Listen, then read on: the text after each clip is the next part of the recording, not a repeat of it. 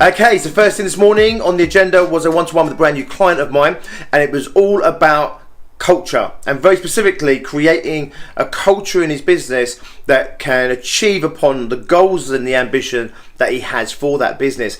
And of course, as always, it comes back to you, the business owner. So of course, we're looking at him first and foremost, and we're looking at who he's being, what he personifies as a business leader, because of course his business will take on that same image. In other words, who you are as the center of your business will echo out through your business. You set the standards for your business, you set the standards for your employees, you set the work ethic, the culture, the values and the beliefs. They all come from you. Now, if you're not strong in setting your own culture, it will be set by default by the collection of individuals within the organization. However, typically the culture will then start to gain momentum in itself, and when you bring new people into that company, into that culture, the new people will automatically slip into that new culture, and they will just continue to replicate what was there before. So what's really important to understand, the best time to set a culture is at the beginning, okay? It's much easier to set the tone of your business and to set the culture of your business at its inception. However, most people obviously aren't even aware they have a cultural issue until the business has grown and you have employees, etc. And then suddenly you start to look around you and think, we have a culture. Here's the thing, you always had a culture. It was just maybe just you, your business partner, maybe you and your wife, or you and your husband, or just you all on your own, but you still had a culture. It just wasn't obvious to you because it's just you, right? It's a culture of one. So what's important here is this: if you are about to embark upon growing your business or set up your business and employ people, get the culture nailed down first. Set the tone in the business for that very first employee to walk through the door. It's much easier to set a culture than it is to correct a culture. And of course, in this situation, we're doing both. So we have both a culture that already exists that we need to correct and change, but we also have the beginnings of creating a new culture. Creating the new culture is not the hard part. Getting people off the old culture or out of the old culture to step into the new culture, I'm telling you now, it's going to take a little bit of work. Get the culture right before you start. Get it as early as possible. If you don't, the longer it takes, the harder it is to correct that culture, the more fallout there's going to be and the more resistance you're going to get from those people within your business. Your culture fundamentally starts with you.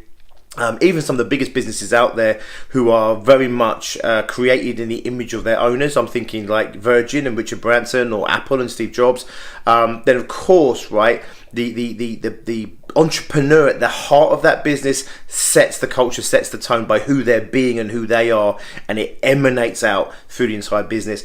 It's going to be a direct reflection of you. Your flaws, your weaknesses, your vulnerabilities, they're going to absolutely get mirrored and magnified through your business as it starts to grow around you. So it's important, as always, whilst you're looking at culture, whilst you're looking at your employees, whilst you're looking at your business, guess where the buck stops? It stops with you. You have to do your personal development. You have to grow as a leader. You have to grow as an entrepreneur and as a business person. It's absolutely essential. This is why we are first and foremost a personal development club. We are all about business growth. We're all about getting you where you want to get to and getting your business where you want your business to get to. But first and foremost, we're about personal development. If I can get you right, you'll get your business right. The saying I always have is your business is your business, you're my business. And if I can get you to become the best functioning human being, you'll be the best functioning entrepreneur, then you'll create the best functioning business that you can. You have got to develop yourself and improve yourself to become who you need to become in order to create around you what it is you're trying to create to give you the results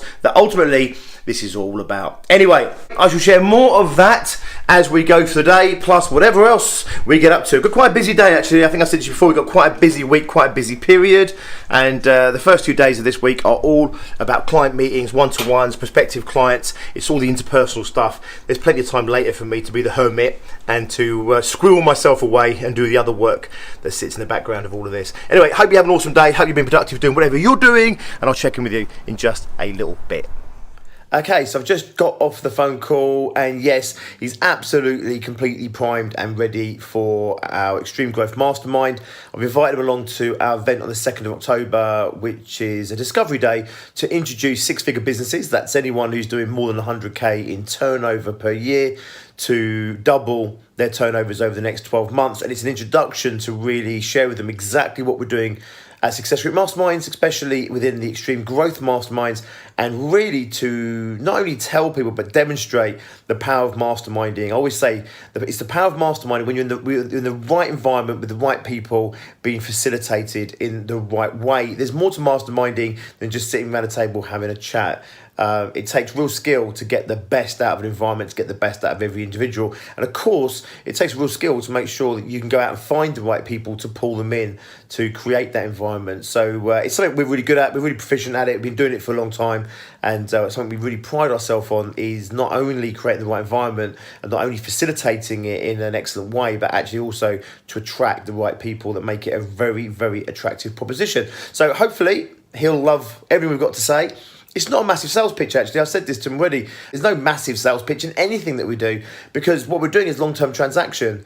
And I'm not just selling you a used car that you can go away and if it falls apart next week, I'll just hold my hands up and deny all knowledge of it. This isn't like selling a product or an online product where, you know, someone buys it, you have a short-term transaction and do with it what you will. Our masterminds, our success groups, etc., they're very long-term transactions. You know, these people, if they join us, they'll be with us for minimum of 12 months. Most people join us for much, much longer than that. So, of course, it's not just about trying to force-feed someone something they don't need or don't want. Our open days or discovery days are really about showing people, laying bare everything that we're doing there to really get to know them, for them to really get to know us and what we're doing, to really make sure that the right people join for all of the right reasons. And that's exactly what we'll be doing and sharing with him and everyone else who's attending our event on the 2nd of October. It's worth bearing that in mind. You know, if you're in a service-based business, you know, it's not a transactional kind of business. You're not like flogging something, walking away from it and washing your hands of it. You know, you sell something, you've then got to deliver upon that and you want them as a client. And of course, for that to work, you better make sure you're selling the right product to the right people and they're buying it for all the right reasons. If you get all that right up front, you've got to have a happy client. You're going to have a great relationship with them over the duration of your delivery. Anyway, I've got a load of stuff still to do. Busy, and I need to get on to that. Anyway, check with you later. Have an awesome one, and I'll see you in a bit.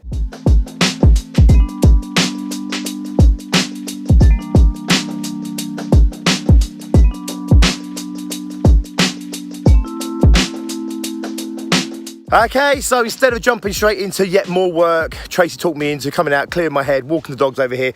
What an awesome, I don't know, not quite sunset, what do you call it? Dusk. Dusky. Again, dusky, I think it's dusky. Yeah. Anyway, what an awesome autumn, dusky-ish, not quite yet, sunsetty quite yet, time of evening. Poetry. So I come out clear air, everything. Love it. Anyway, I shall continue my walk and I will go home and I will carry on working for the remainder of most of the evening because, as I keep going on in these videos, there is so much to do. But it's super exciting, isn't it, Millie? It is super exciting. Super exciting. We have so much on the go at the moment, but it is important to make time for the dogs, for us. It is important to come out here, clear your head and get some fresh air in your lungs and everything else. Connected. Yeah, get connected. Otherwise, of course, you just end up buried deep in your business permanently, and who knows, one day maybe you won't be able to dig yourself back out again. So it's good to come out, clear your head and get on with it, which is exactly what I'm doing right now. Anyway, this is the time when most people, even if they've done a long day, are finishing their day's work, and for me it kind of spells the halfway mark. Fucking hard, aren't I? I'll catch you in just a little bit.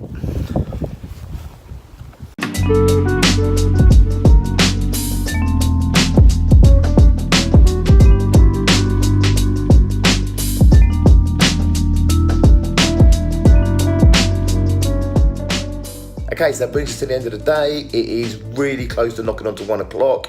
I'm just going to send these videos up for editing and then I'm going to call it a day. I hope you've been successful. I hope you are moving increasingly and ever towards your goals and to achieving upon your own ambitions. Tomorrow, we will do it all over again. A bit of a slow start for me tomorrow. Bit of a haircut in the afternoon. However, we've got a big finish and I'll share that with you as always. Until then, it's good night for me.